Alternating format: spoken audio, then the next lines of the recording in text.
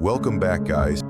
In today's episode, I'm sharing 10 true disturbing stories about scary cabins in Appalachia. Each story will pull you deeper into the shadows of the Appalachian wilderness. But before we begin, please consider subscribing, and don't forget to like and share it with your friends. Let me know where you're watching from. Thank you all. Now let's start. I got assigned this weekend inspection gig for an old county maintenance cabin way out in the Appalachian woods. It sounded boring, honestly. My checklist was so basic it barely qualified as work. Check the roof, doors, and windows, update the inventory ledger, and return the key by Monday. The cabin was labeled Unit 7 idle on a crumpled map, just a little blue dot on a forgotten service road. Nobody'd touched it in years. It only existed now because it hadn't collapsed yet. I parked where the service road gave up chained gate, faded signs, and signed the trip log zip-tied to the post. My gear was basic: clipboard, tape measure, numbered inventory tags, a county-issued field log, and one old brass key marked 7. I had to walk the last half-mile in. The path wound up through dense brush and a narrow cut before leveling into a clearing barely wide enough to notice. There it was, the cabin. One small porch, single room, lean-to closet, little corner stove, no road access, no neighbors, not even an outhouse. Just me in a structure that hadn't had a reason to exist in decades. First impression matched the photo in the filewood siding still intact. Roofline straight, no sagging I could see. I walked around, snapping photos, jotting down notes. The front door took the brass key easily. Inside smelled faintly of cold metal and dry wood, like nobody had been in for years. It was clean, but in a way that didn't feel deliberate, just untouched. One cot, one chair, a small table, shelves with enamel mugs, a tin can, an old kettle, and a single lantern base. A ledger book and a broom leaned near the door. I fell into rhythm, count everything, record out loud into my phone to avoid missing anything. 4 mugs, 2 plates, 1 kettle, 1 tin, 1 lantern base, no mantle. 5 rusty nails in a small glass jar. I logged each with a quick photo and tagged the chair 7CH. Measured the room 12 feet 11 inches along the north wall. Same for the south. Walked the outside perimeter. Everything more or less matched. Even the back door lined up with its file note, lock painted shut, 20 years untouched. My key didn't even fit.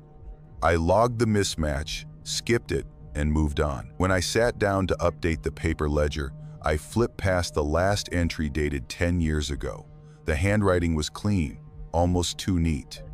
Loose hinge, missing kettle lid, that kind of thing. I added my initials, the date, wrote structure intact, and recopied the inventory. Redundancy makes the paperwork people feel warm and fuzzy. I closed the book, set it neatly on the table, and stepped outside to grab my lunch from my pack. Wasn't gone 5 minutes. When I walked back in, the ledger was on the shelf, open. I stopped in the doorway, just looking at it, because I know I didn't leave it there. And if someone had followed me in, they would have had to go right past me on that narrow trail. I didn't feel anything weird yet. I mean, maybe I misremembered? Maybe I set it there instead of the table without thinking? It happens. I put it back where I'd left it, lined it up perfectly with the table's edge, and made a quick note. Ledger displaced, corrected. I moved on to the shelves, crouching to check for stamps under the mugs, trying to ID the maker. That's when I noticed one was damp, just slightly, right around the rim. Not like spilled water, more like someone took a sip and set it back. I didn't touch it directly, wrapped it in a rag, turned it over in the old tin sink, and sure enough, one single drop fell. No leaks overhead, nothing near it that could have dripped. Rag was dry except for where it touched the mug. I wrote, "Cup damp, source unknown." Then I left it upside down in the center of the table and went back to cataloging. On my second walk around the perimeter, something felt off, like the trees were a little closer in than they'd been earlier. I counted paces from the porch to a specific stump I'd already logged. The count was shorter by 2. Figured maybe I was tired or just walking differently. Used the tape for backup. Measurement hadn't changed. Blamed it on bad pacing and shook it off. Back inside, that same mug was upright again, sitting perfectly in line with the other 3 on the shelf. My stomach dropped a little, not gonna lie. I knew I hadn't moved it. I replayed my voice notes to double check, counted the mugs, moved the damp one, made a joke about discouraging surprises. Then the sound of the chair scraping back as I Saturday. Then nothing. I didn't move it. I wrote it down. Cup restored to original position without my input. Photograph taken. I started marking everything. Painter's tape to measure distance between walls. Little X's on the floor for furniture. A green strip across the back door to see if it opened. I initialed the strip. Rowan. This was beyond regular inspection now.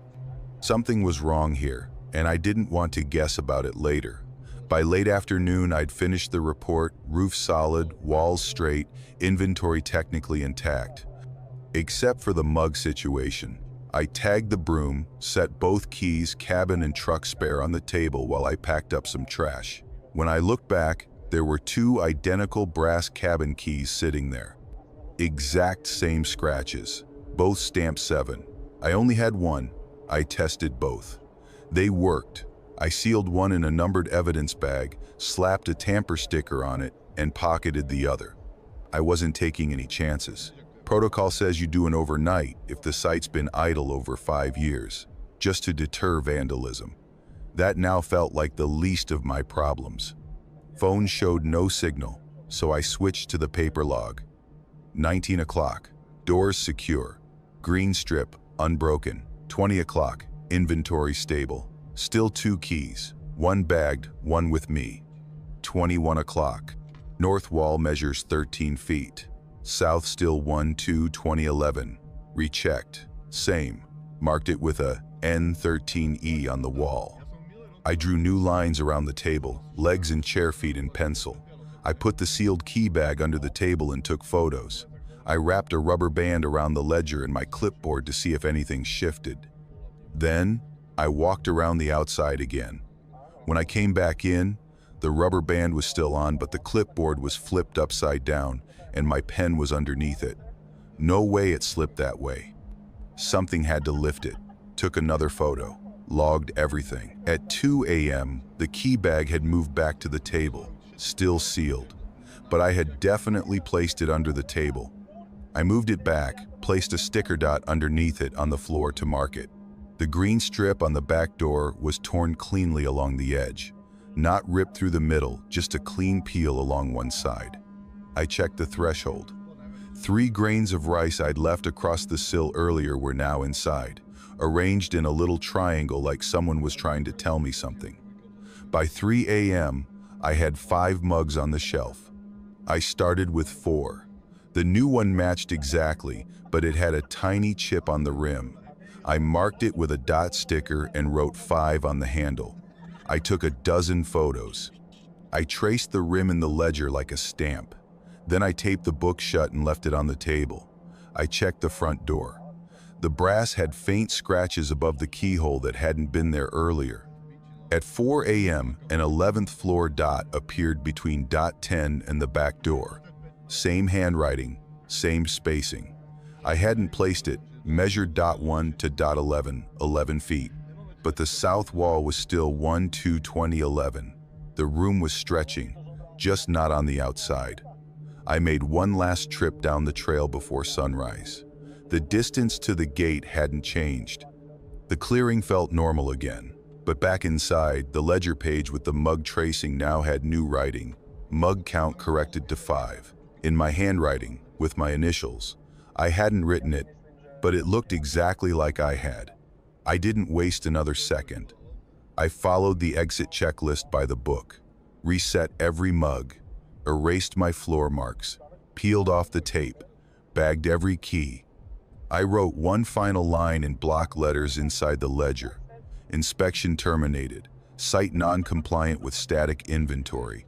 Vacating per binder, section 8. I printed my name, no signature.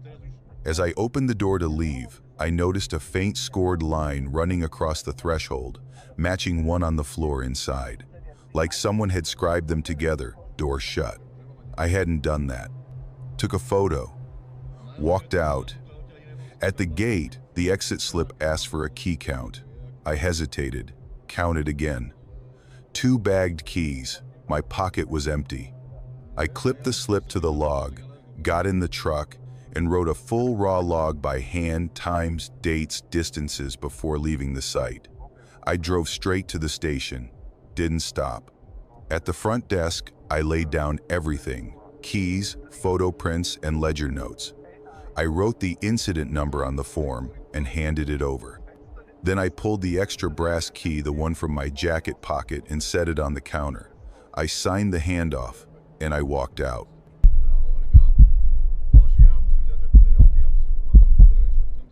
Marcellus had been talking about that cabin for months. Not constantly, but enough that it stuck in my head. Every now and then, when we were burnt out or trying to figure out what to do with a long weekend, he'd just say, "You know where we could go," and raise his eyebrows like it was obvious. The cabin. His secret little hideaway deep in the Appalachians, buried so far out that even the satellite maps couldn't decide if the road was real or not. He made it sound like a place that had disappeared from the world. No reception, no neighbors, not even the faint hum of a distant highway, just trees and quiet. He said he'd stayed there once, years ago, and it was the most peaceful place he'd ever been. Said he didn't sleep so much as sink into the silence. It sounded nice, honestly. Too good to be true, maybe, but I was curious. The place wasn't technically his. It belonged to someone he knew through work, though he never really explained that part in detail. Just said he helped the guy with something, and in return, he got access to the cabin whenever he wanted. I asked him once, point blank, what the favor was, what kind of work they were doing out in the middle of nowhere, but he just shrugged, like it was nothing worth remembering. "It was a long time ago," he said. "Doesn't matter now." We picked early October for the trip, right in that sweet spot when the leaves had started changing but hadn't fallen yet. I figured even if the place was a dump, the scenery would make up for it. The drive started out easy, miles of open road, the kind of rolling hills you forget to appreciate until you're somewhere flat again. But the further we drove, the more the landscape closed in. Towns disappeared. Gas stations turned into boarded-up stores. Eventually, even the houses thinned out, until we were driving for 20-30 minutes at a stretch without seeing another building. Then the road stopped, pretending to be friendly. It narrowed into this single-lane dirt track with gullies on both sides, no shoulder, no guardrails. It twisted up and down steep grades that made the engine whine. I started leaning forward in my seat, like my weight might help the car get up the next incline. The tires kicked up rocks that sounded like they were pinging straight off the gas tank. When we finally reached the clearing, I honestly thought we'd taken a wrong turn. The trees pressed in so tightly, it looked like the forest was holding its breath. The cabin squatted low to the ground, wide and lopsided, with a roof that sagged just enough to catch your eye. The wood was faded and cracked, stained in streaks that looked like they'd been bleeding down from the nails for decades. There was a chimney, leaning slightly away from the structure like it was trying to leave. Inside, it felt heavier. Not in a metaphorical way, like literally heavier. The air was dense. The front door opened into this one big room with a stone fireplace and 2 chairs made of the kind of wood that gives you splinters just by looking at it. A table was pushed against the wall under a narrow, dirty window. There was a tiny back room with a single cot and a ladder leading to a cramped loft above. There was no electricity, no outlets, no lights. Just an old oil lamp on the table, and whatever light you could squeeze in through the dusty windows. A wood stove sat in one corner, rust creeping along the seams, like it was slowly dissolving into the floor. Marcellus didn't seem fazed at all. He dropped his pack and started stacking kindling like it was just another weekend trip. I wandered around, taking it all in, trying to decide if I liked the place or not. The floor creaked under every step, not like a normal old house creak, but more like the boards were shifting in response to me, adjusting themselves. It made me feel watched in the weirdest, most subtle way. Not paranoid, just noticed. Then I saw the marks. Right in the doorframe to the back room, 3 vertical lines, carved deep into the wood. Uneven, like whoever made them was either in a hurry or didn't care about neatness. They weren't fresh, but they weren't faded either. And the weirdest thing was the color. Inside the cuts, the wood was darker. Not like it had rotted, just older somehow.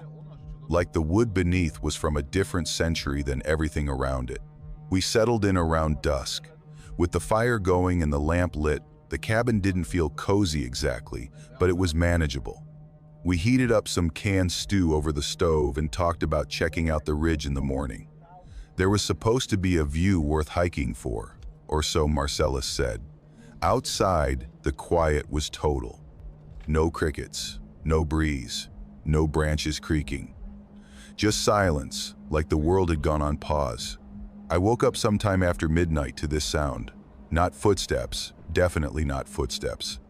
It was slower than that, heavier, like something being dragged across the porch, wood scraping against wood, a slow, grinding slide. Then it stopped, then started again. And then it stopped right in front of the door. I didn't move, didn't sit up, just turned my head enough to see Marcellus. He was still out cold, breathing evenly. I lay there, perfectly still, listening. The sound didn't come again, but I never heard it leave either. In the morning, I checked the porch. Nothing. No marks, no signs, anything had been out there. But when I glanced at the carvings in the doorframe, they looked off. Longer. Just by a few inches maybe, but enough that I noticed. Enough that I stood there for way too long, trying to convince myself it was the same as before. We spent most of that day hiking. The trail to the ridge was steep but not brutal. The view was good. But the forest didn't feel as empty as it looked. Every now and then I caught myself checking over my shoulder for no reason. At one point, Marcellus stopped and looked back too, like something had just brushed his thoughts the wrong way. He muttered, mostly to himself, "You could follow someone out here real easy, never be seen." Then he kept walking. I didn't respond. I didn't want to know what made him say that. We got back just before sunset. I checked the marks again. Still there, still too long. But I told myself I was tired. I'd imagined it. Had to be. That second night, the sound came back. Same dragging scrape, only this time it moved along the wall, around the side of the cabin. I could hear it pacing, if that's even the right word, slow and steady, like it was circling us. Then it stopped at the front door. The lamp flickered, not like it was running out of oil, more like the air had thickened and smothered the flame just slightly. It didn't go out, it just hesitated. Marcellus sat up. "Stay quiet," he whispered. We both held still. The sound stayed right at the door. No knocking, no rattle of the handle, no movement. Just that silence again. But this time, it wasn't peaceful. It was loaded. Eventually, it stopped, or faded. I'm not even sure, but it didn't leave, not in any way I could hear. When we woke up, the door was cracked open. I know I'd locked it. The latch had clicked, but now it was just hanging there, slightly ajar. And the marks? They stretched nearly from the top of the frame to the bottom. Same 3 lines, just longer, reaching. We packed, quickly, no breakfast, no discussion. Marcellus kept glancing at the woods like he was waiting for something to emerge. I didn't ask what. I didn't want him to say it out loud. As we pulled away, tires spinning a little in the loose dirt, I glanced back one last time. That's when I saw them 2 deep grooves, perfectly parallel, trailing from the trees right up to the edge of the porch, like something had been dragged there, or had dragged itself. We didn't speak until we were back on pavement.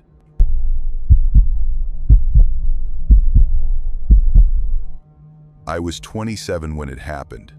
The cabin was so far out that I lost cell service halfway there, and the road started feeling less like a road and more like a dare.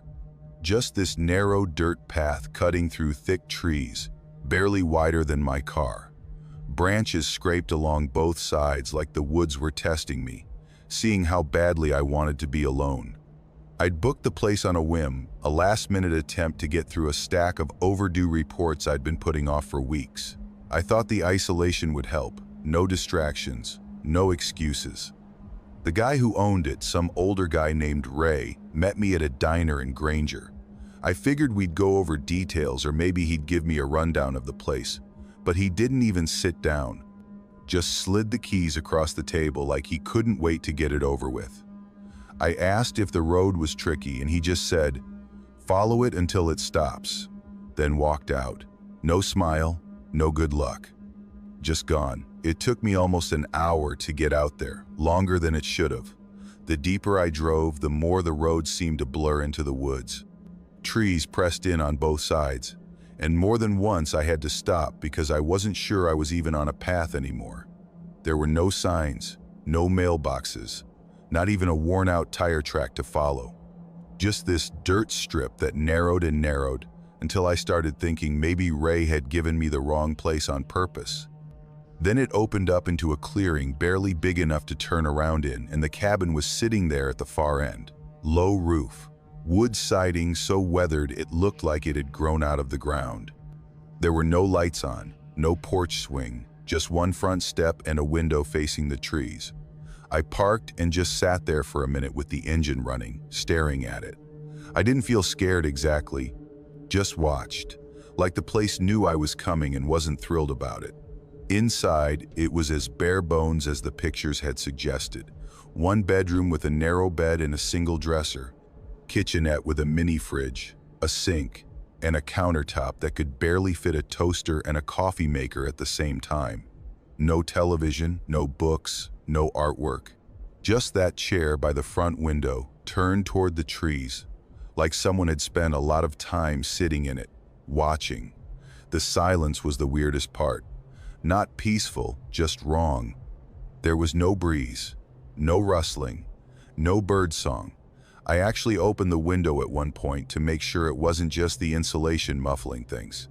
Still nothing. My ears started ringing a little, like the quiet was pressing in on me. That first night was okay. I made some coffee, microwaved a sad-looking burrito, and settled in at the table with my laptop. The only light came from the screen, and it made everything else look flat and still. I was a few pages into a report when I heard this slow, creaking sound from the porch. Heavy, rhythmic, like someone shifting their weight on an old board. I paused and listened. A second later, it came again. Not walking, not pacing, just a single step's worth of weight.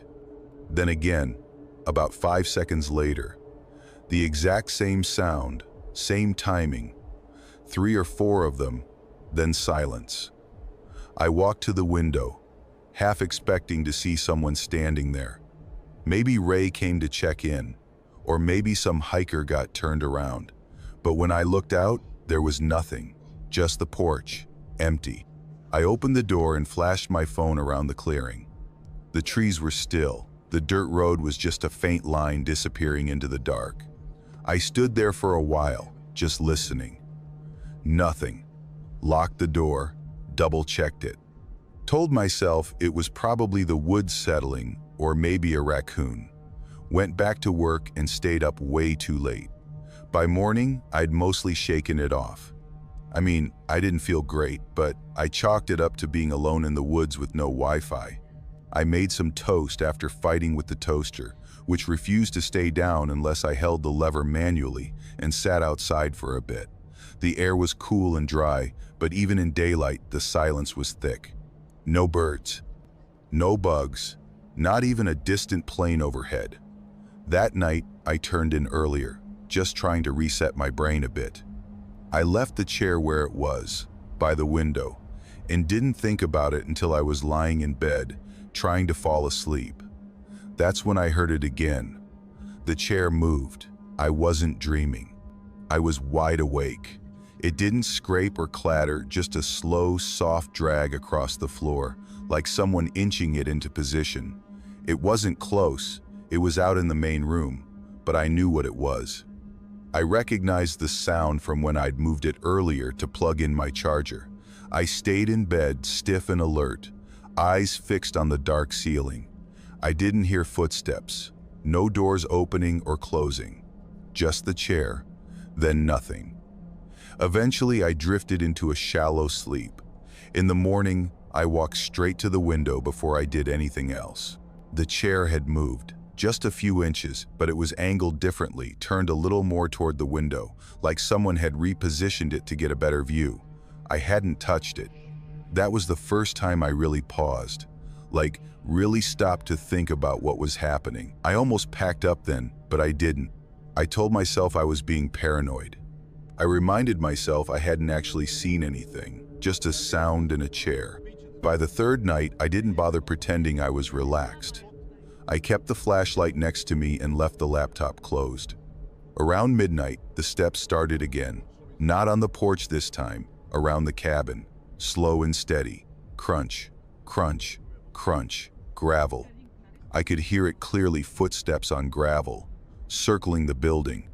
I sat at the table, barely breathing, tracking the sound in my head as it passed the kitchen window, moved behind the bedroom, then stopped. Right below the window behind me. I didn't turn around. I couldn't. I just sat there, frozen, my hands gripping the edge of the table. After maybe a minute, the steps picked up again, making another slow, deliberate loop. They didn't run. They didn't pause. They just walked, around and around, until eventually they faded. I didn't sleep. When it got light, I finally went outside. The ground was soft from rain a few days before, and I could see them footprints, bare feet, wide and flat, like they belonged to someone who'd been walking without shoes for a long time. They made a perfect circle around the cabin, not random, not messy, a literal loop. I followed them to the edge of the clearing and onto the road, thinking I'd see where they led. They didn't lead anywhere. They just stopped, right in the middle of the road, like whoever it was had vanished. That broke something in me. I went back in, grabbed my stuff, and didn't even bother folding it. Just shoved everything into my bag and hauled it to the car. I didn't care if I left anything behind. I just wanted out. Right before I got in the car, I felt that impulse to look back. I can't explain it. It wasn't curiosity exactly, more like pressure, like something was waiting for me to turn around. I didn't. Not then. I drove until I hit the main road, and even then I kept going for a while before I finally checked the rear view. Through the trees, just for a second, I saw the cabin. The window caught the light. The chair was there, but it wasn't facing the clearing anymore. It was turned toward the road.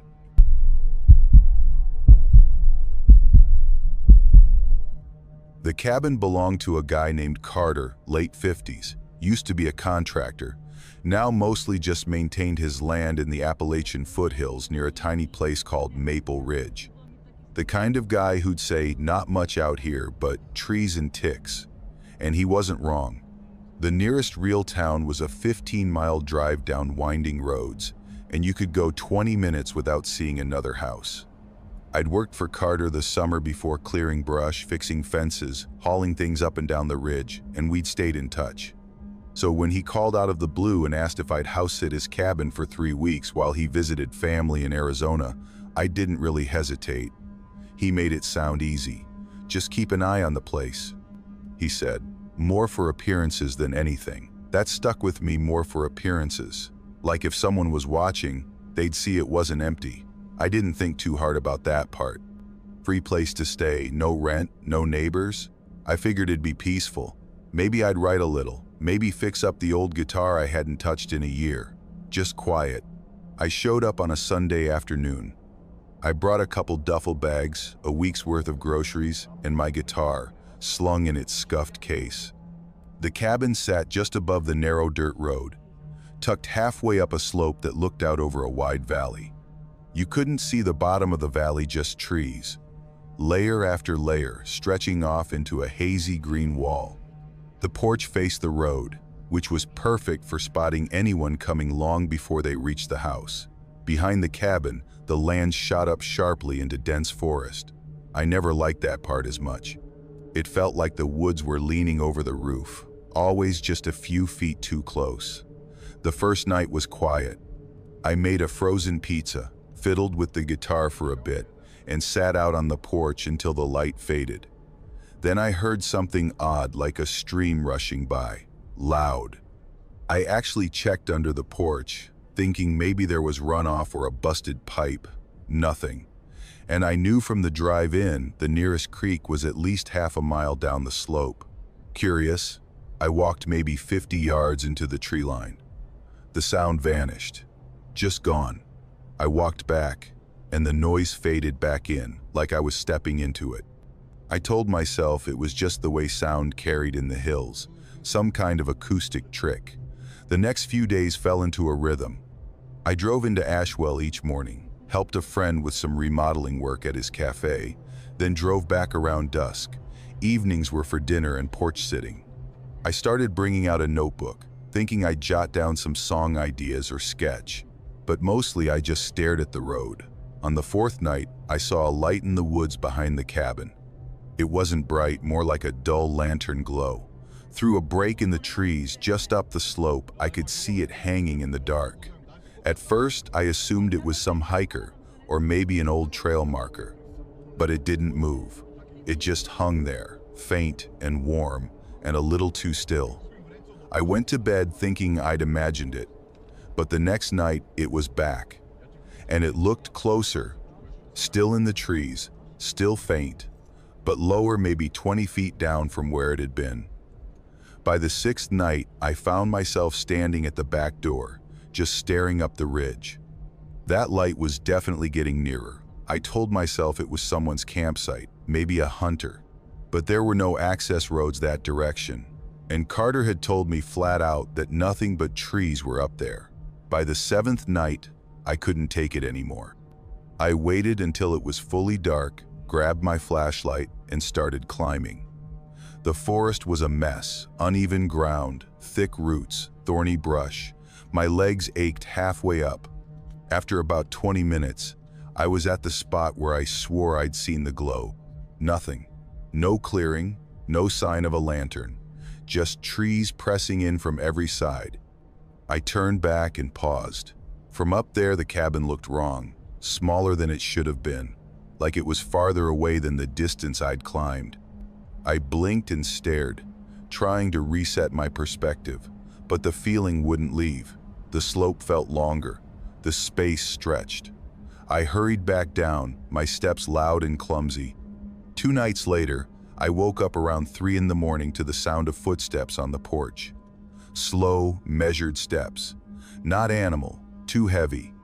Someone was walking across the boards, passing the front window. I lay completely still, holding my breath. I expected the screen door to open any second, but it didn't. The steps stopped. Just silence. After what felt like 10 full minutes, I got up and peeked through the curtains. Nothing was there. But the next morning, there was something new. Right inside the front door, nailed across the threshold, was a length of twine. It stretched tight from one side of the frame to the other, just above ankle height. Perfectly straight. I didn't put it there. I didn't even own twine. I pulled it down, stared at it for a while, then threw it in the trash and said nothing. The night after that, it got worse. The steps came again, same slow rhythm, but this time they stopped just outside my bedroom wall. The cabin was small enough I could tell exactly where they were. Then came the sound of scraping something wooden, dragging along the siding.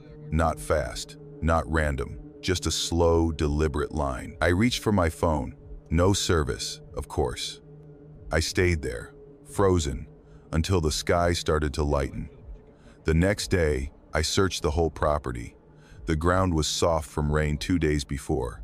I should have seen footprints, but there was nothing, not a single mark, no tire tracks, no signs of anyone at all. I started to feel like I was losing it. On the 10th night, I decided I wouldn't wait inside again. I sat on the porch with the flashlight in my lap. Midnight came. I heard movement in the woods behind me. I turned the light, aiming it up the slope. 3 figures were standing just beyond the reach of the beam. I couldn't see faces, just outlines. They weren't moving, but the darkness seemed to press in around them, like they were being swallowed up even as they stood still. It was clear they were human, but I couldn't see who or what. I clicked the flashlight's beam directly at them. The light hit nothing but trees. When I lowered it, the 3 figures were standing at the bottom of the porch steps. I didn't think, I didn't breathe. I just moved. I was inside and locking the door before I even realized I'd stood up. My heart felt like it was slamming against the inside of my ribs. I sat with my back against the wall, flashlight clutched tight in both hands, staring at the door until the sun came up. In the morning, I packed. Fast. Clothes, gear, everything into the truck in less than 10 minutes. And left.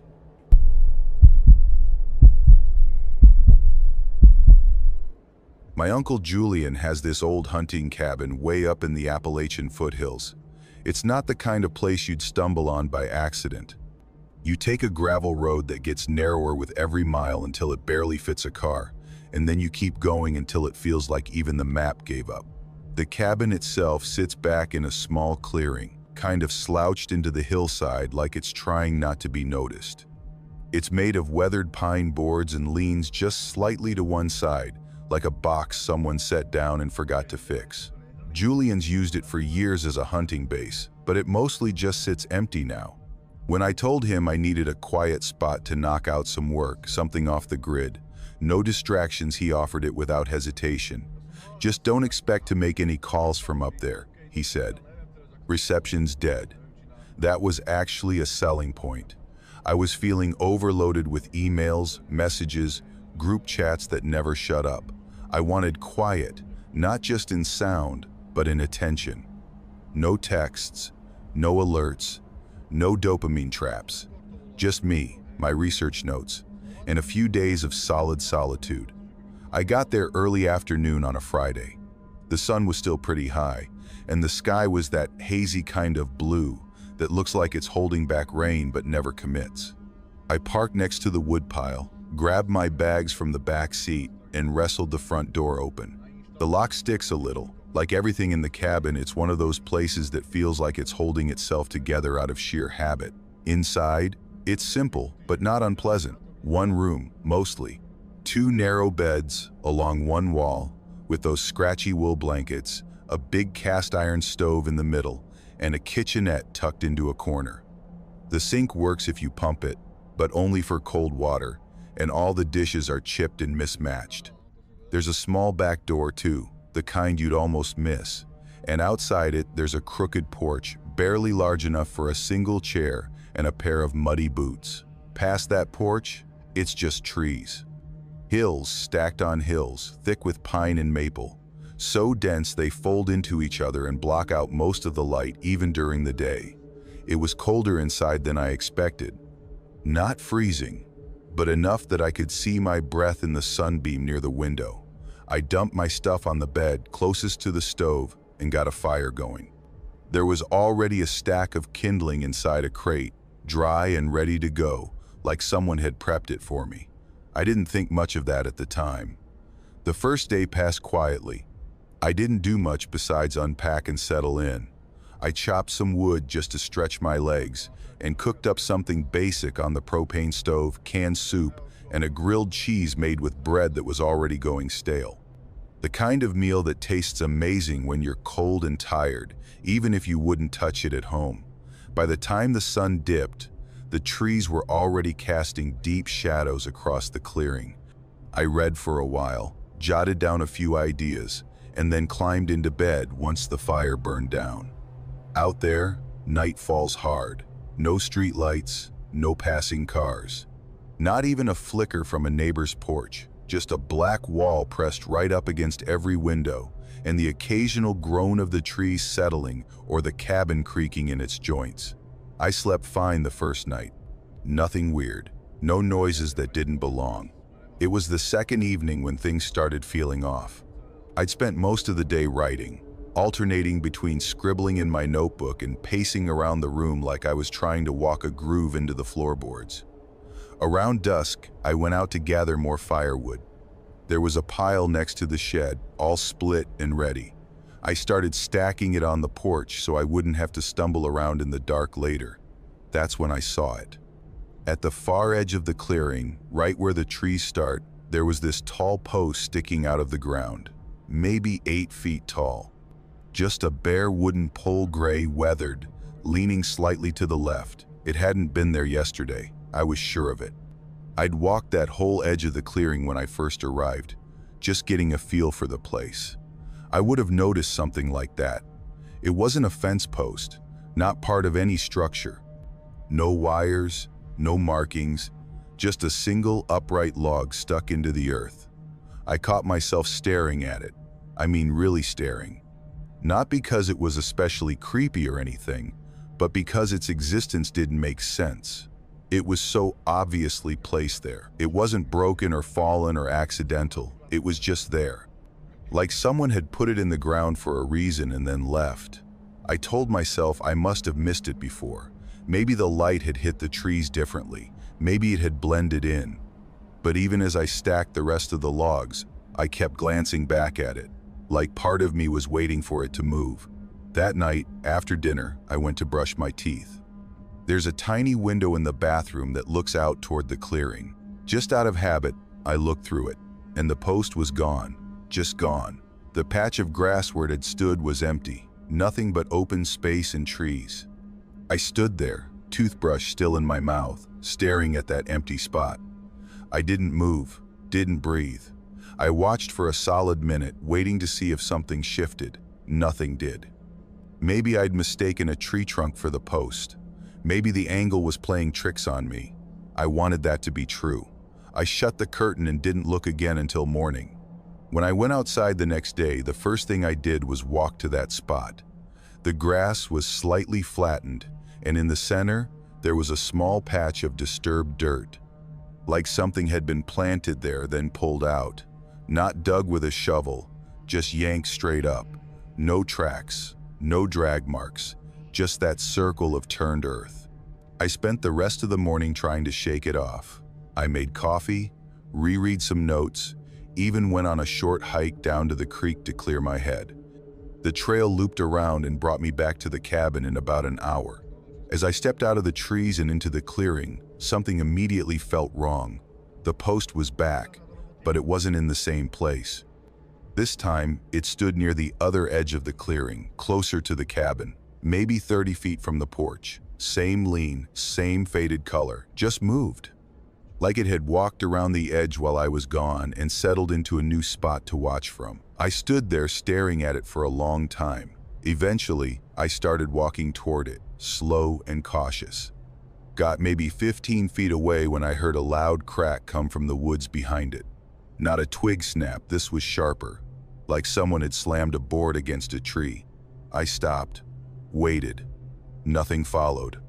Just silence, the kind that feels heavy in your chest.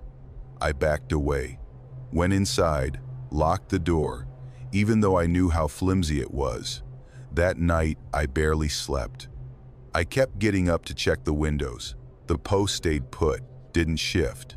But around 2 a.m., I woke to the sound of the back porch creaking, not the usual settling kind of noise. This was deliberate, slow steps, weight shifting. I didn't move at first, just listened. Another creak, closer. I reached for the flashlight and aimed it toward the back door. Through the thin curtain, I saw a tall shape standing motionless just beyond the glass. I froze, my whole body locked up. I didn't breathe, just waited. After what felt like forever, the boards creaked again, then silence. I didn't move until the sun came up. When I finally opened the door, the porch was empty. But just beyond the last step, a hole had been dug in the mud, round, deep, about the width of the post, like it had been standing there. I didn't even think about staying. I packed everything in under 10 minutes, barely checked the cabin, and started driving. I didn't look back.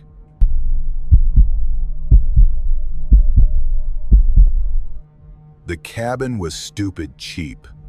Like, suspiciously cheap.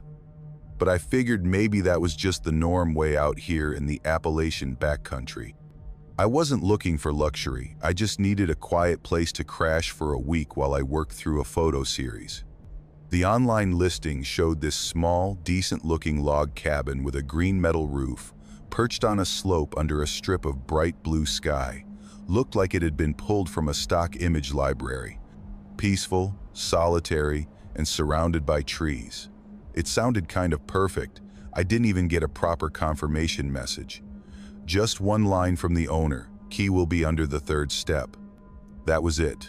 No check-in instructions, no list of local things to do, no emergency contact, nothing.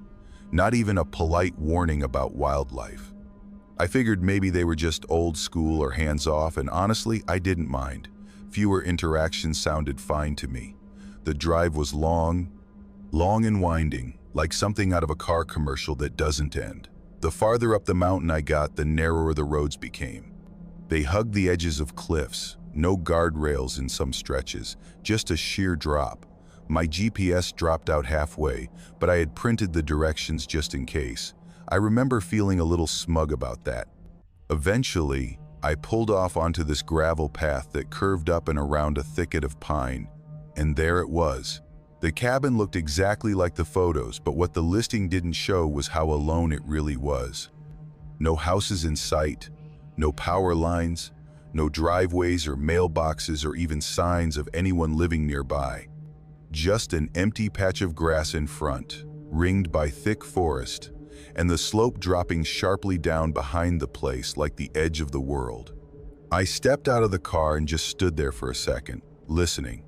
No hum of traffic, no distant dogs barking, not even wind in the trees. It wasn't quiet like peace and quiet, it was quiet like nothingness. Like the silence after a snowstorm, but heavier somehow. I told myself that was the whole point, no distractions.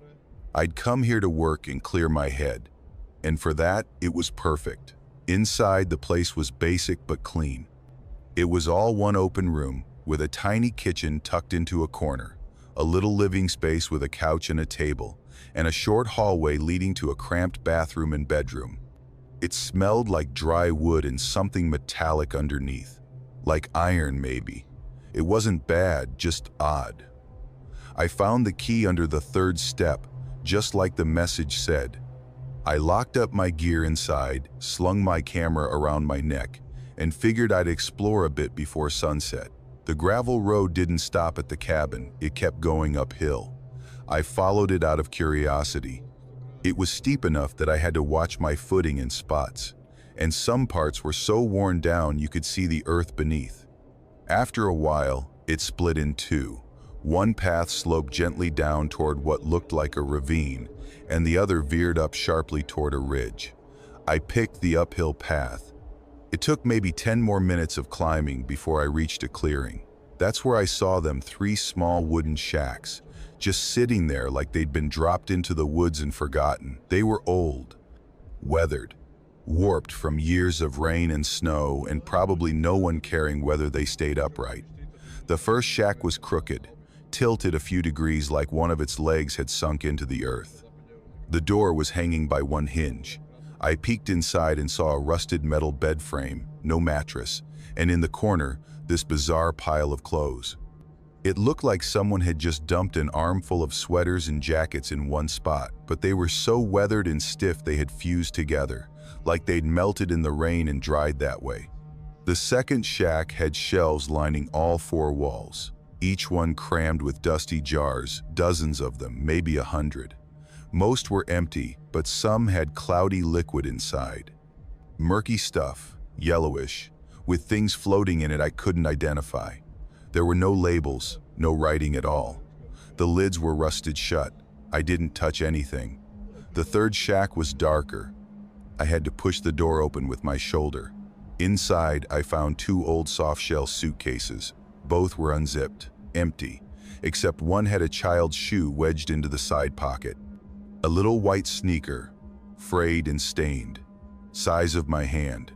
Just that one shoe. That's when the silence got weird. not just quiet wrong. I could hear my breathing, every creak of a floorboard, every crunch of grit under my shoes, but it all felt too loud, like the woods were listening. I took a few photos but stopped sooner than I planned. I just wanted to be back at the cabin. As I headed down the hill, something caught my eye near the porch. A footprint. It was deep, fresh, pressed into the mud just a few feet from the steps. A boot print, facing the cabin, angled slightly toward the front window. I stopped walking. My eyes scanned the trees, then up the slope, but there was no movement, no one in sight. My car was still the only one parked there. I told myself it was nothing. Maybe someone local had wandered through. Maybe they were curious, or bored, or lost. But I could feel that cold, nervous edge climbing up my neck. I walked fast the rest of the way down and locked the door the second I got inside. The sun dropped behind the ridge sooner than I expected. Darkness came fast, thick and heavy. I heated up a canned dinner, made some tea, and sat with a book I couldn't focus on. Every 15 minutes I'd glance at the window, then scold myself for being paranoid. I went to bed around 10, but I didn't really sleep. It was that kind of half sleep where your ears stay alert. Around 1 I heard something, not footsteps, dragging. Something sliding slowly across the porch boards. Not a broom, not wind, something being pulled. It stopped just outside the bedroom window. I didn't move. I lay flat on my back, breath shallow, and counted in my head. 10 seconds, 15, 30. Then it started again, dragging toward the door this time. And then, silence. I stared at the ceiling until the sky began to turn gray. Just before sunrise, I heard a single crunch, the sound of someone stepping off the porch into the dirt. I waited until the sun was fully up before I dared open the door. There were now 2 boot prints in the mud, side by side, facing the door. That night, I didn't even pretend I was going to sleep. I dragged a chair into the living room and set it across from the window. I turned off every light and sat with my camera in my lap. I didn't know what I expected to do with it. I just needed something in my hands. Midnight passed, and then I saw him. He came from the slope above the cabin, walking slowly down the gravel road. He was tall, thin. His posture was slightly hunched, like his back couldn't straighten fully. He wore a dark cap pulled low over his face. I couldn't see any details. He didn't knock, didn't try the door. He just walked up to the porch, rested one hand on the post by the steps, and stood there, completely still, looking straight into the window, straight at me. I didn't move, didn't blink. I just sat there, watching him, watching me. After what felt like forever, maybe a full minute, he turned, walked to the edge of the slope, and disappeared into the trees. That was it. I didn't wait. I grabbed my bag and ran, left my gear, my clothes, even my shoes by the door, threw the car in reverse and tore down that mountain road like my life depended on it. I didn't stop driving until I saw lights again. Street lights, gas stations, other people. From a gas station outside Ridgeton, I called the rental office. I told the woman what happened. She was quiet for a long time, then told me no one else should have been anywhere near that property.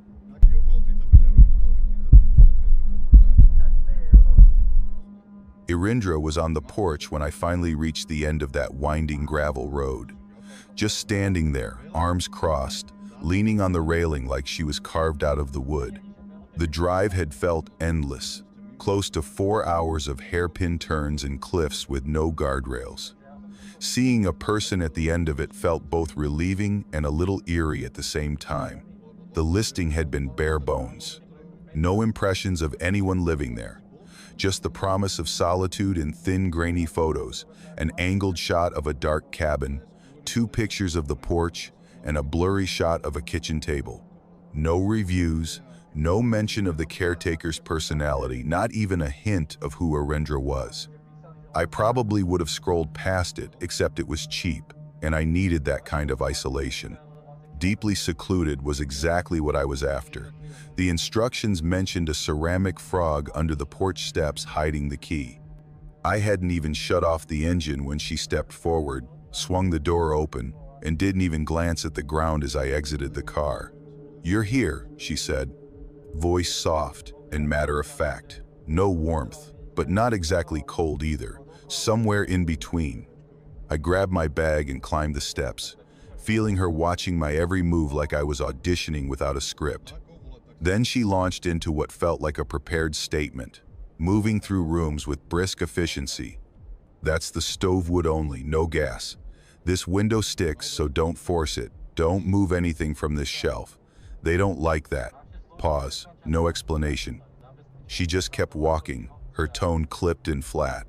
I stood there, waiting for something, anything to tell me it was a drill, a joke. She didn't give me even a moment. The kitchen was small, a compact space that seemed like it had been tacked on later. The bedroom had a lopsided dresser, drawers misaligned like crooked teeth. The sitting room had a couch yawning wide in one place, firm and uncomfortable in another. She motioned at a narrow door tucked into a corner. It looked too slim to be much more than a broom closet. "Storage. Locked," she said, then turned on her heel. She didn't pause, didn't wait for me to say anything. Just let the words hang there, like that single sentence was enough. We ended up back by the front door. I didn't say much, maybe a handful of words. She asked if I'd brought food, told me I wouldn't have cell service, but there was a landline emergency only. And then she left. No goodbye, no wave. She just closed the door behind her. I unpacked in silence. Cooked something simple on that single burner, something quick and lazy. Then I went to bed early, before dark had fully settled in. I lay there in that quiet, feeling like the walls were listening. First light, I made coffee and wandered through the cabin again, this time more slowly. I moved room to room, mug in hand. Nothing added up. Floors didn't line up. Walls met at odd angles that seemed painful to sit in. In the kitchen, a window faced straight into the back of a closet. In the bedroom, the window looked out at a wall of warped boards like it was meant to block something I wasn't supposed to see. My eyes kept drifting back to that narrow door. The padlock was ancient rust flecking off the surface. I crouched and noticed a chill draft slipping under the door, just enough to set my skin crawling. Probably just a crawl space, right? That's what I told myself, over and over. Nothing to worry about, just odd. Later, I hiked, headed out with only that cabin in mind. The trail was quiet as a paused breath. Trees made strange shapes against the sky. Sometimes a gust would brush through and leaves would shiver even though the air felt still. Not a single other person in sight. By the time I got back, evening had sunk in. Shadows pooled around the cabin. That soft hush wrapped tightly around everything. I was kicking off my boots when the lights blinked once and died. The fridge stopped humming, the heater went silent. Even the little hum of electricity vanished. I fumbled for my phone and clicked on the flashlight. The light beam cut across the room, stretching every scrap of furniture into elongated, trembling shapes. I tried the outlets, nothing. Poked behind the fridge, zilch. I combed every wall, but there was no breaker box, no panel, no switch, nothing. 10 minutes of slowly failing hope drained away, and I finally pulled out the scrap of paper with Arendra's number on it. Called it. She picked up immediately. "Stay there, I'm close." Her knock followed within 5 minutes. I peered through the window before standing up. She was there in the dark, holding a lantern, no expression. The light haloed her face. "Was walking the ridge," she said quietly, moving inside. "Saw your call light, quiet, nonchalant, still no hint of sympathy or alarm." She ignored the weird silence and stopped right at that narrow door, pulled a heavy ring of keys from her pocket, chose one, and the padlock clicked open, like that moment had been drilled into place in her mind. The door swung open to reveal a steep, narrow staircase. Darkness swallowed the bottom. Only the lantern's glow lit the first few steps. "Breaker's down there," she said. "Come with me so I can see. Not, would you, not, can I show you." An assumption, almost a statement of fact, like I'd always agree. My mind scattered. She never said anything about a basement. Most cabins stash the breaker outside. She got here too fast for someone supposedly walking the ridge. And she seemed to be waiting both now and last night. I took a slow breath. "Need my coat," I said, even though I had no intention of getting it. She didn't budge. Just stood there, lantern in hand, unwavering. I turned and walked past her, calmly stepped through the front door, and didn't look back. I cut through the yard, past the cabin and into the trees. My phone light flicked in short bursts, tiny beacons in the dark, just enough to guide me. I found a clearing and called 911. My voice shook so much, I had to repeat the directions. Something about a rusted gate, an unmarked fork in the road, and winding gravel that disappears into the forest.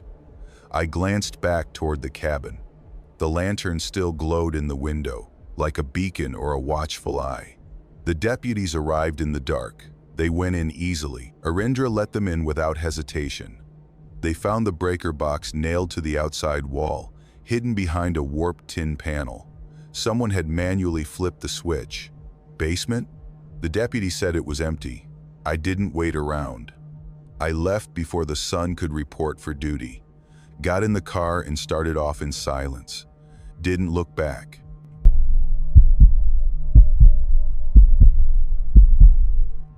My cousin Shane had this hunting lease tucked so far into the Appalachians, you'd never find it unless someone showed you. He'd been going there for years, just him in the woods, disappearing for long weekends like it was a personal ritual. He used to talk about it like it was the only place he could actually breathe.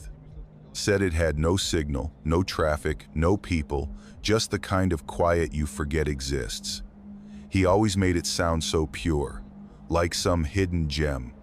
Honestly, it sounded boring as hell to me for the longest time. But one summer, I guess I hit that wall everyone hits in their late 20s. Work was draining me, I was dealing with a breakup, and everything in my life felt noisy. So when Shane casually said, "You should come out there sometime, just us, the creek, and the fire," I surprised myself by saying, yeah. He seemed genuinely excited about it. Told me to bring whatever gear I had, but not to worry, he'd handle the essentials. Fishing poles, coolers, firewood. He made it sound easy, like it was going to be a nice, simple, unplugged weekend. I figured, how bad could it be? The drive started out just fine. Interstate for a while, nothing complicated. Then smaller roads, and then smaller than those. The further we went, the twistier it got. Tight curves, blind hills, the kind of roads where your GPS gives up and just says good luck. Eventually, we lost pavement completely, just gravel and dust, bouncing along as branches scraped the sides of the truck. My phone hit 0 bars, then wouldn't even open a map. That was the first moment I started feeling separate from everything. Not in a peaceful way, more like we'd crossed an invisible line. The last stretch wasn't even a road, just 2 deep tire grooves through the trees. Every now and then, a branch cracked too close to the windshield. I didn't say anything, but I was gripping the door handle tighter than necessary. Shane, of course, was grinning like a kid on Christmas. The cabin sat down a slope, hunched at the bottom of a clearing that looked more like an accident than a designed space. The structure was all dark wood, grayed by time, slouched in the middle like it had a bad back. If you'd told me it had been abandoned 20 years ago, I would have believed you without blinking. Shane saw my face and laughed. It's got character. Sure, character. Also probably tetanus. Inside was functional, bare bones. One big room with a fireplace, a couch that was mostly springs and duct tape, and a kitchen that looked like it hadn't been updated since Reagan. A hallway branched off toward the back. 2 doors. Shane tossed his bag into the one on the right and handed me a sleeping bag. "Left's yours," he said. My room was even more depressing. Narrow bed frame, lumpy mattress, and a dresser with a busted drawer hanging half open. The air smelled like old ashes, dust, and maybe a hint of wet dog. I told myself it was just nature smells, but I couldn't place that musty undertone, and it hung around, just faint enough to be annoying. Still, I was trying to roll with it. I was here. I'd agreed. Might as well lean in. That first night, we grilled some trout Shane had caught earlier in the week, cracked open a couple of beers, and sat by the fire until the stars came out. No traffic. No planes, just us and the woods. I'll admit, part of me started to get it. The quiet was unnerving at first, but there's something kind of hypnotic about it, until you have to sleep in it. I went to bed a little after midnight. Shane stayed out to poke at the fire. I remember lying there, staring at the ceiling, listening to the wood creak every time the wind moved the walls a little. I drifted off eventually. Sometime before dawn, I snapped awake. No dream, no noise, just suddenly alert. Then I heard it. Footsteps. Slow, deliberate ones, on the hallway floor. You know how old wood sounds each step had weight, like someone trying not to wake a baby but failing miserably. I assumed it was Shane, maybe heading to the bathroom or getting a drink. But then the steps stopped, right outside my door. They didn't knock, didn't shift, just stood there. I held my breath, waiting for something, anything. But after maybe a minute, the steps turned and slowly walked away. Same slow rhythm, same pressure, fading down the hall. When I got up, Shane was already making coffee. I asked if he'd been up during the night. He looked up mid-pour and said, "Nope, slept like a rock." I told him about the footsteps. He just shrugged. Old place, it settles. That phrase, again. I didn't push it. Second night, we stayed up later. Fire going, stars bright, and the woods dead silent. You can't see more than a few feet past the tree line out there once the sun's down. I kept glancing over my shoulder even though nothing ever moved. There's just something about that level of dark, it plays tricks on you. Before bed, I checked my room. Door didn't lock. Not even a latch. Just a knob that turned both ways.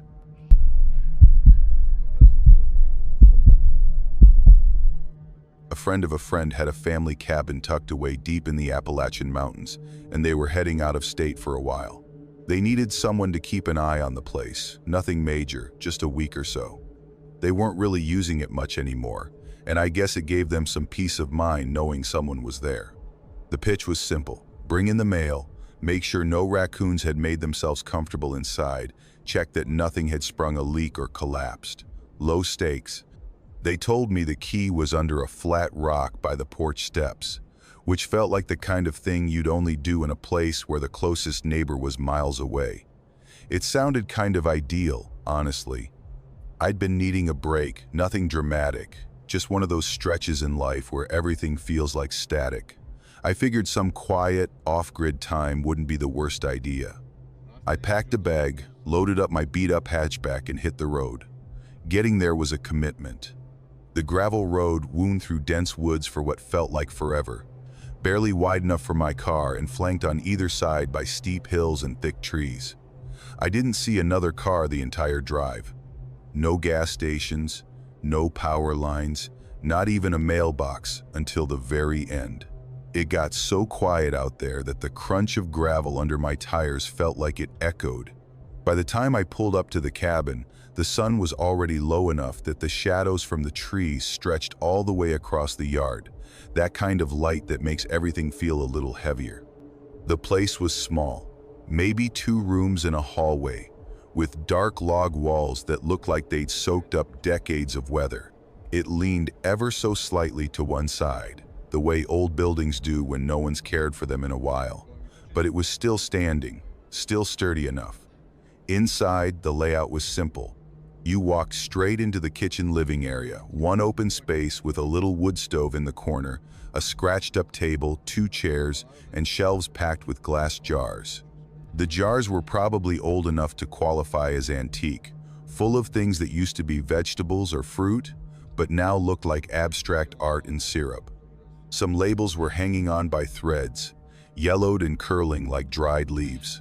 I wasn't planning to eat anything from them. At the far end of the room was a narrow hallway, On the left, a door to the bedroom. On the right, another door I was specifically told not to mess with.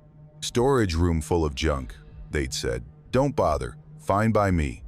That first night was uneventful. I lit the stove, unpacked a few clothes, and curled up on the beat-up couch with a book. No internet, no signal, no distractions. I fell asleep without much trouble. The second morning, I stepped out to stretch my legs and noticed the mailbox by the gate, a rusted old metal thing with one of those flags that never stays up. I hadn't even realized it was there when I arrived. Curious, I walked over and opened it. Inside was a single sheet of paper, folded neatly, no envelope, no writing, just blank. Smooth paper, crisp edges. I assumed it was nothing, maybe some old junk mail that had gotten wet and dried out. I brought it inside and tossed it in the kitchen trash without thinking twice. The third morning, another one. Same paper, same fold lines, still blank. I set it on the table, mostly because it was too weird to throw away twice in a row. No envelope again, no address, no stamp. Just clean, untouched paper in a mailbox no one should be using. By the fourth morning, I had 3 of them lined up on the table like I was trying to spot a pattern. Fold lines identical, paper too pristine for something left out in an unsealed box in the middle of the woods. I even checked the inside of the mailbox, no signs of moisture or dirt. Somehow, the paper always looked untouched. That night, around 2 a.m., I woke up to a knock. It was sharp and deliberate, coming from the back wall near the hallway. Just one knock, nothing else, not repeated, not loud. Just specific. I sat up in bed and held my breath, listening. I didn't hear footsteps or rustling, no wind, no branches against the siding, just silence. After a while, I convinced myself it had to be a branch falling, or maybe a raccoon running into something. I stayed awake longer than I wanted to, waiting for another sound that never came. Day 5. Another blank sheet. I walked outside, looked down the driveway, scanned the trees, the hills. Nothing. No footprints, no broken brush, no signs of movement. I was alone. As far as I could tell, completely alone. That afternoon, curiosity got the better of me, and I tried the storage room door. The knob turned, but only slightly. It was locked from the inside, which made no sense. I pressed my ear to the wood and held my breath. Silence. But I noticed something then on the floorboards outside the door, faint half-circle scrape marks. Like something heavy had been dragged in an arc, and not recently, the kind of wear that builds up over time. But the owners hadn't been there in months. That night, the knocking came back earlier this time, just after dark. First on the back wall, then the left side. Then lower down, like someone or something had crouched closer to the ground. I didn't go to bed. I sat in the kitchen chair with my hand wrapped tight around the handle of a rusty hatchet I found next to the wood stove. I didn't blink much. I didn't look out the windows. I waited. Morning 6. I stepped outside and, sure enough, the 6th sheet was waiting, but this time it wasn't blank. 3 words, written in faint pencil like someone had been gripping it too lightly. Look behind you. I stood there, holding it, heart frozen. Every instinct in my body screamed to turn around. But I didn't. I couldn't not right away. Instead, I forced myself to look at the cabin first. The front door was open. I hadn't left it that way. Hatchet still in hand, I stepped inside slowly, scanning the room. Nothing had moved. The kitchen looked untouched. I walked toward the hallway. The storage room door was open. Everything inside me tensed. I don't know what I expected, boxes, clutter, old furniture, but the room was bare, completely empty. The walls were gouged, deep scratches carved across the logs in wild, desperate patterns, like someone had tried to claw their way out or in. And the floor. The floor was littered with little piles of folded paper, neat, methodical, the same kind I'd been finding in the mailbox.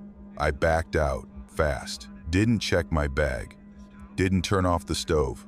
I just grabbed it, got in the car, and drove. Tires slipping on gravel, back bumper clipping, something I didn't stop to look at. A couple miles down the mountain, my phone buzzed back to life. Texts and missed calls started coming through all at once from the cabin's owners. Days worth. They asked if I'd gotten the warning their neighbor had left for me. They'd sent someone up the trail to deliver it after they realized they hadn't told me everything. But I never saw anyone, and they never said what the warning actually was.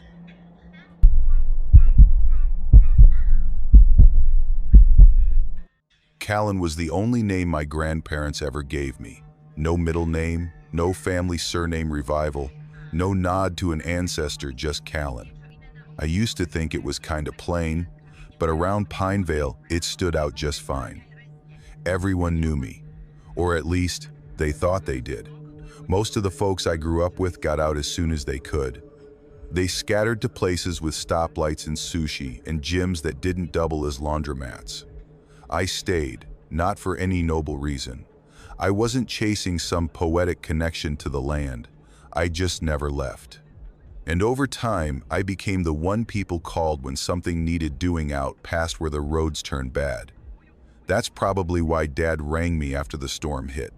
We'd had one of those hard Appalachian storms, the kind that knocks trees across highways and takes out power in 3 counties. He said he was worried about the old family cabin.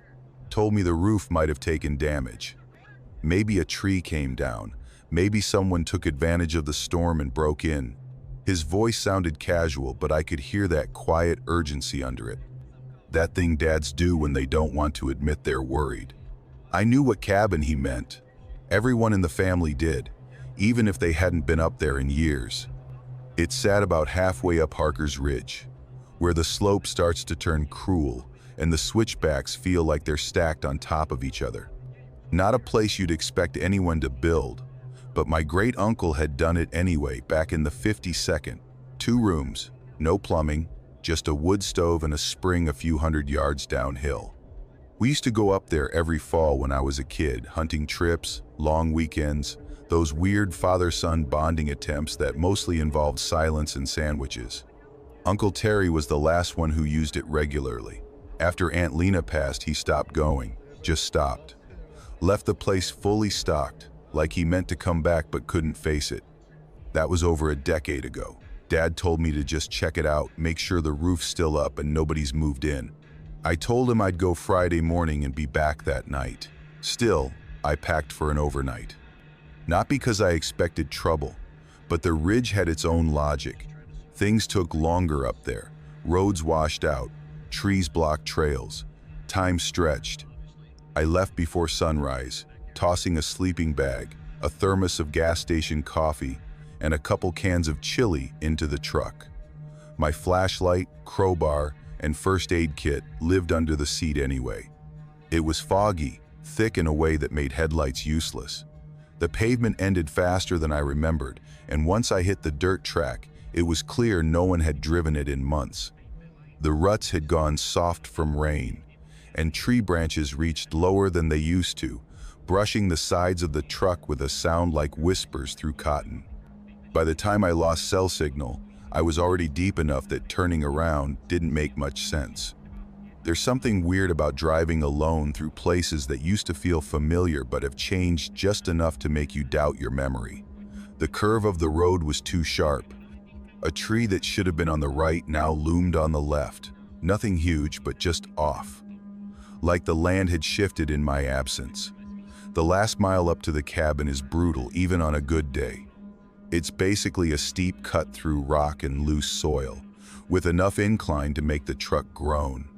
I had to inch it up in first gear, hugging the inside edge of the road and trying not to think about what would happen if I slid. When I finally rolled into the clearing, the light was already starting to fade. The cabin was still there, sagging in places, leaning like it needed help standing, but intact. The tin roof caught the last bit of sun, casting back this dull, dented glare. I sat there in the truck for a minute, engine idling, just watching. Everything was still, too still. I killed the engine, grabbed my pack, and made my way up the porch steps. They groaned under me, same as always. That specific creak near the third board was still there, like an old dog grumbling in its sleep. The door stuck, but it always had.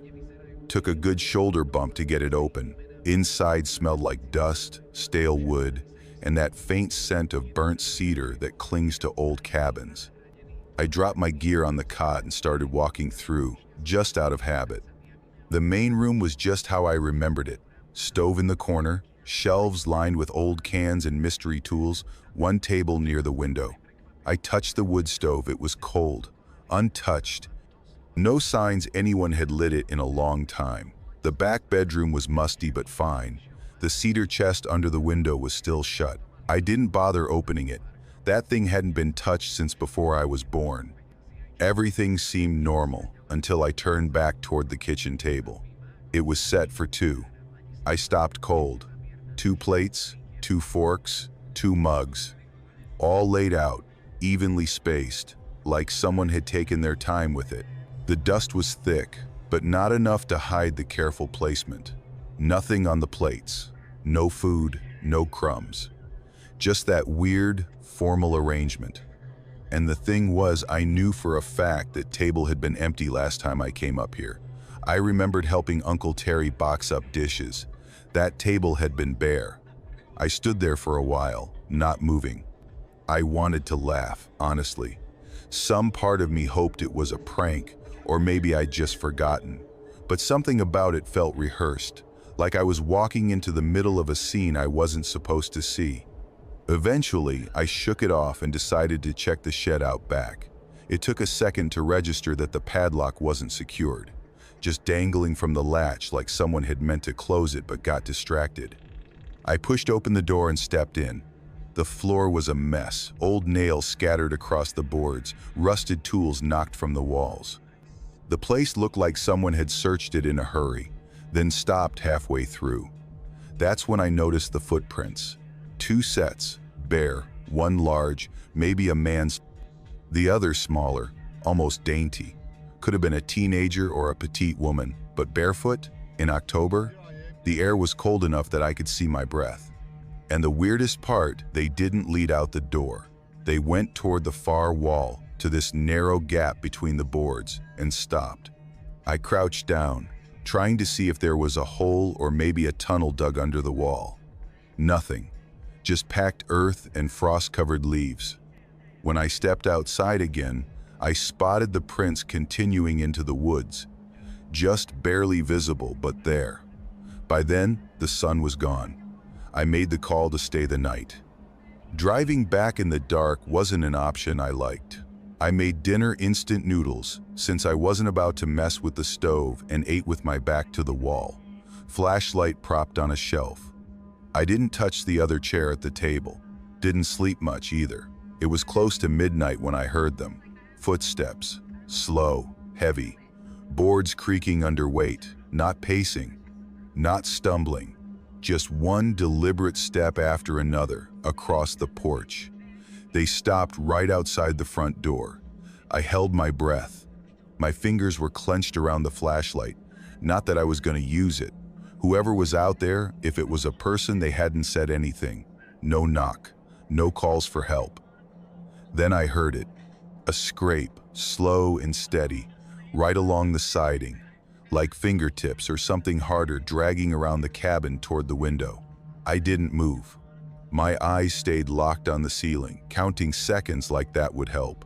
The scrape paused near the back, right outside the bedroom. Then the back door rattled once softly, almost like a test. Then nothing, no retreating steps, just silence. I stayed that way for hours. Every time I started to relax, I'd hear the wind and flinch, convinced it was back. Eventually, gray light started to creep in through the cracks in the wall. I packed fast. No breakfast, no fire. I didn't even roll the sleeping bag, just crammed it into the back seat and slammed the door. As I stepped out onto the porch, I saw them. Fresh footprints in the frost, coming out of the woods, up the porch steps, stopping at the door, still sharp around the edges. No smudge, no melt. They hadn't been there the night before. I didn't go back to the shed. Didn't want to know if anything else had changed. I locked the door, climbed into the truck, and didn't let myself look in the mirrors until I hit pavement. Dad asked how it went when I got home. I told him the roof was fine, no signs of break-ins. All good,